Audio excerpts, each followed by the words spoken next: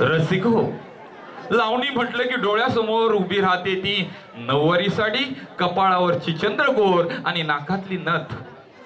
पण आजची ही लावणी थोडी खास आहे. ज्या गाण्याने संपूर्ण महाराष्ट्राला वेळ लावलं तेच गाणं आज आपल्या मंचावरती सादर होत आहेत. आता आपल्या काळजाची धडधड वाढवण्यासाठी आणि सौंदर्याची मोहिनी घालण्यासाठी आपणासमोर येत आहे.